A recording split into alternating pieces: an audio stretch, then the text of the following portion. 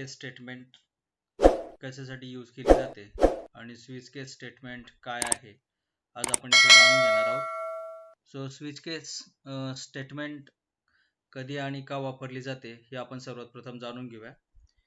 याआधी आपण if else हे स्टेटमेंट जे आहे तर इफ एल्स स्टेटमेंटमध्ये आपण बघितलं आहे का इफ एल्स स्टेटमेंट हे ब्रांचिंग स्टेटमेंट आहे आणि ह्या ब्रांचिंग स्टेटमेंटमध्ये आपण एक किंवा एकापेक्षा जास्त स्टेटमेंट पण यूज करू शकतो. पण मात्र इफ एल्स स्टेटमेंट जे आहे ते मल्टिपल डिसिजन नाही आहे. म्हणजे मल्टिपल डिसिजन वे हे इफ एल्स स्टेटमेंट नसतं आणि म्हणून ज्या वेळेस आपल्याला मल्टिपल डिसिजन या ठिकाणी पाहिजे असतं मल्टिपल डिसिजन त्यावेळेस इथे आपण स्विच केसचा यूज करतो. म्हणजे आपण स्विच केस इथे यूज करतो. मग मल्टिपल डिसिजन साठी स्विच केसचा वापर केला जाईल आणि स्विच केस हे built in multiway decision statement आहे जावास्क्रिप्ट मधलं. आता ह्या स्टेटमेंट बद्दल आपण आणखीन जाणून घेऊया. ह्या स्विच स्टेटमेंट मध्ये त्याचे काही कंपोनेंट्स असतात. हे कंपोनेंट्स आपण या ठिकाणी बघूया. याच्यातला जो काही कंपोनेंट आहे तो जो फर्स्ट कंपोनेंट आहे तो म्हणजे या ठिकाणी स्विच स्टेटमेंट इनिशियल करणं. म्हणजे या ठिकाणी आपण काय करतोय हा जो स्विच स्टेटमेंट आहे हे स्विच स्टेटमेंट आपण या ठिकाणी काय करतो इनिशियलाइज करतो.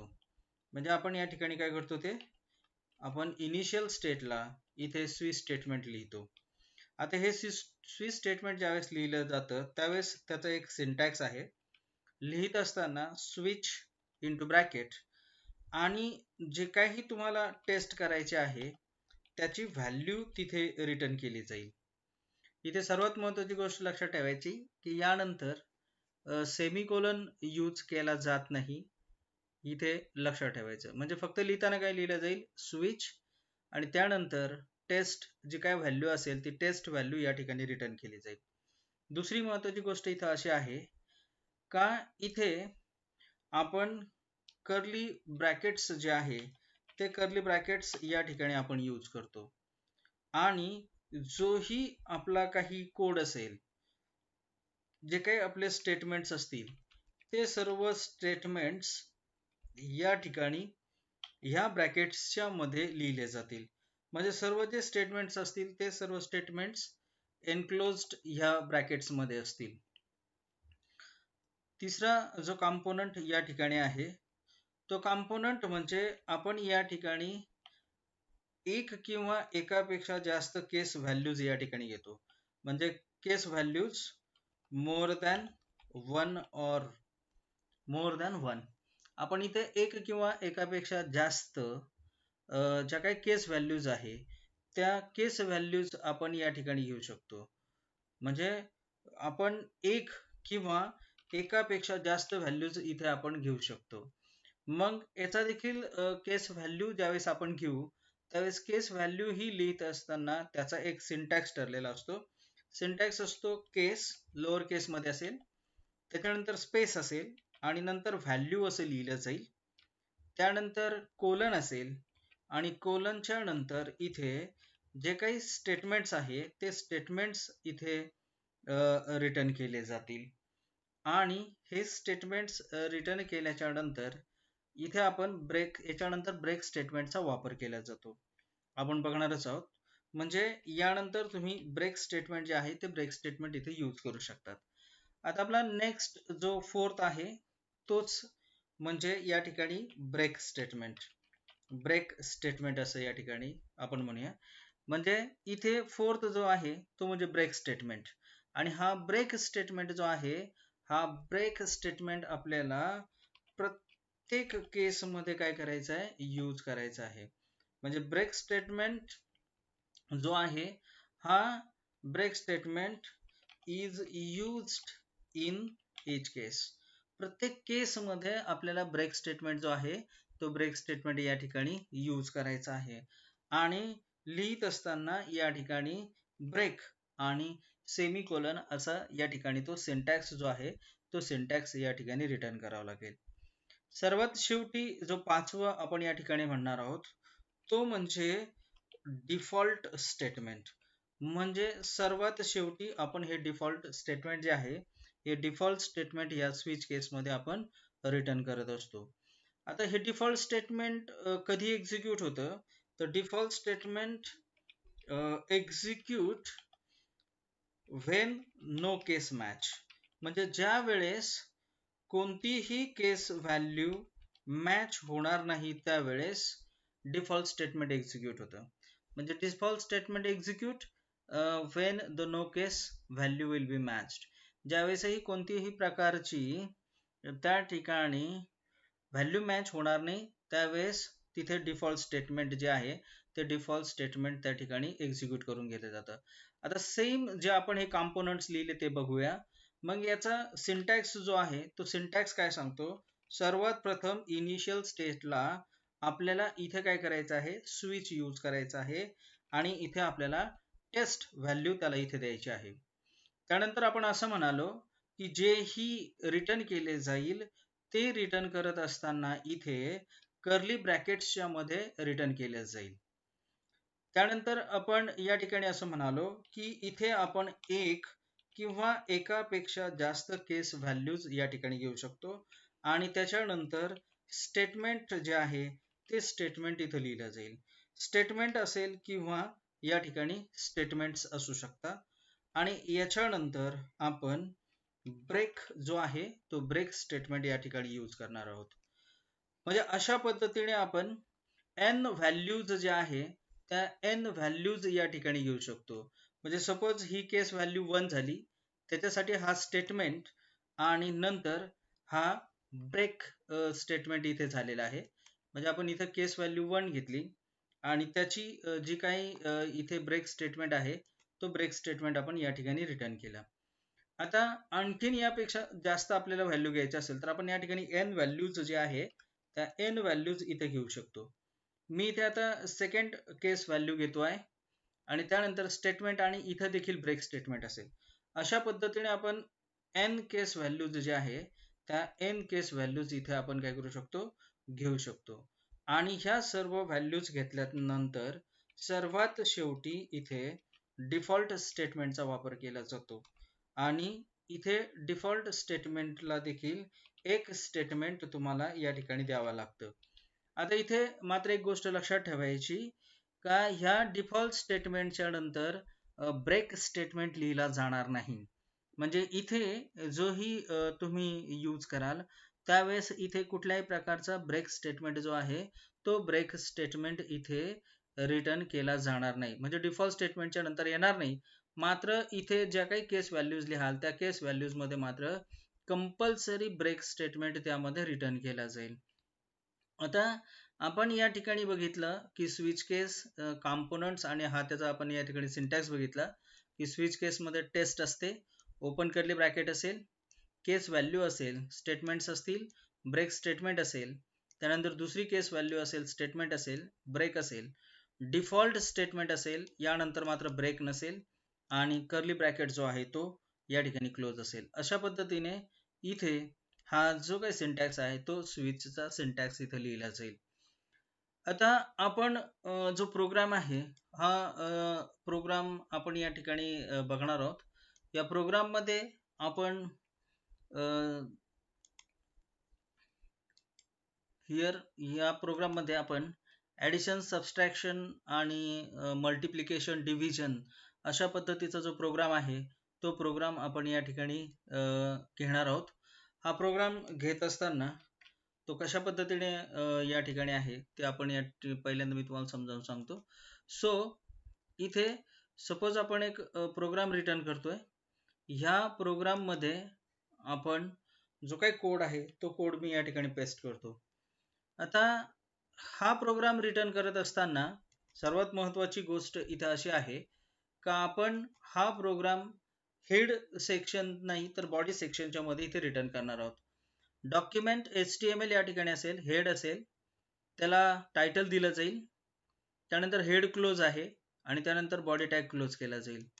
इथे आपण हेडिंग टॅग दिलेला आहे आणि हेडिंग टॅग मध्ये आपण इथे लिहितोय यूज ऑफ स्विच केस, किंवा आपण या ठिकाणी आपल्याला पाहिजे ते इथे त्याला टायटल देऊ शकतो. आपण या ठिकाणी स्विच केस एक्झाम्पल असं याला नेम देऊया. सो इथे स्विच केस इथे आपण घेतलेला आहे. त्याच्यानंतर इथे रिटर्न करत असताना कंपल्सरी जावास्क्रिप्टच्या प्रोग्राममध्ये स्क्रिप्ट लिहिला जाईल. So script type is equal to आपण जावास्क्रिप्ट असं इथं दिलेलं आहे. आता आपल्याला या ठिकाणी काय करायचं आहे, तर आपल्याकडे इथे 2 केसेस जे आहेत त्या 2 केसेस या ठिकाणी आहे. ते आता मी तुम्हाला इथं सांगतो. आता आपल्याला जो प्रोग्राम लिहायचा आहे, ह्या प्रोग्राम मध्ये आपल्याला रिटर्न जो आहे तो रिटर्न करताना इथे आपल्याला 2 नंबर्स जे आहे या 2 नंबरचा गुणाकार आणि त्याची डिव्हिजन अशी आपल्याला या ठिकाणी परफॉर्म करायचं आहे. म्हणजे आपल्याला युजर कडनं आपण एक चॉईस घेणार आहोत आणि युजर आपल्याला चॉईस देणार आहे आणि ती चॉईस दिल्यानंतर या 2 नंबरचा आपल्याला मल्टिप्लिकेशन आणि डिव्हिजनचा प्रोग्राम आपण या ठिकाणी रिटर्न करतोय. मग इथे आपण व्हेरिएबल्स घेतलेले आहे. व्हेरिएबल जो आहे, व्हेरिएबल डिक्लेअर करण्यासाठी व्हेअर कीवर्ड आहे. चॉईस आपण युजर कडनं घेणार आहोत. n1 आणि n2 हे 2 नंबर आहे. त्यानंतर m for multiplication and d for division. Terminate करण्यासाठी सेमिकोलनचा आपण इथं वापर केला आहे. 2 नंबर मी या ठिकाणी युजर कडनं घेणार आहोत म्हणून मी इथे प्रॉम्प्ट फंक्शनचा यूज केलेला आहे. n1 is equal to prompt आणि मी मेसेज या ठिकाणी रिटर्न केलेला आहे. त्याच पद्धतीने इथे आपण दुसरा जो काही व्हेरिएबल आहे तो व्हेरिएबल इथे घेतला आणि तोही प्रॉम्प्ट यूज केलेला आहे. प्रॉम्प्ट फंक्शन बद्दल या आधी पण सांगितलेलं होतं. प्रॉम्प्ट फंक्शनचा वापर करून आपण इथे युजर कडनं व्हॅल्यू एक्सेप्ट करू शकतो, ज्यामध्ये आपल्याला एक मेसेज आणि टेक्स्ट बॉक्स आणि ओके आणि कॅन्सल बटन दिलं जातं. मग 2 व्हॅल्यूज इथे घेतल्या जाईल. तिसरी व्हॅल्यू आपण युजर कडनं चॉईस इथं घेणार आहोत. आता जी चॉईस आहे आपण ही टेस्ट म्हणून इथे यूज करणार आहोत. म्हणजे युजर जी व्हॅल्यू आपल्याला देईल ती आपली टेस्ट व्हॅल्यू असेल आणि म्हणून युजरला इथं 2 चॉईस तो देणार आहे, 1 आणि 2 अशी, 1 आणि 2. मग ही व्हॅल्यू जी काही युजर देईल ती चॉईस मध्ये आहे आणि म्हणून इथे लिहित असताना स्विच केस मध्ये आपली टेस्ट व्हॅल्यू जी आहे ती काय आहे, चॉईस आहे. आता यामध्ये आपण नंबर एक्सेप्ट करतोय म्हणून या ठिकाणी ज्या केस व्हॅल्यूज आहे ते केस व्हॅल्यूज घेत असताना बघा इथं 1 लिहिलेलं आहे आणि नंतर इथे 2 लिहिलेलं आहे. आता समजा या ठिकाणी माझं असं असतं की कलर असतं, रेड, आर जर प्रेस केला तर रेड डिस्प्ले करायला पाहिजे, बी जर प्रेस केला तर ब्ल्यू त्याने डिस्प्ले केला पाहिजे. तर इथे लिहित असताना केस व्हॅल्यूज तुम्हाला तिथे बी आणि त्यानंतर आर इथे असे रिटर्न करावं लागेल. सो इथे आपण नंबर घेणार आहोत. सो आपली केस व्हॅल्यू 1 आहे आणि दुसरी केस व्हॅल्यू 2 अशी लिहिलेली आहे.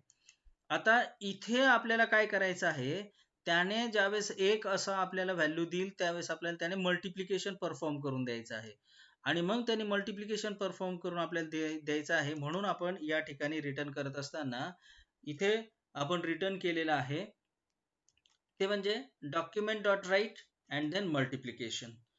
आणि त्यानंतर इथे बघा आपण लिहिलेलं बघा, आपण इथे एक स्टेटमेंट लिहिलेलं आहे. इथे लिहिले m is equal to n multiply by n2.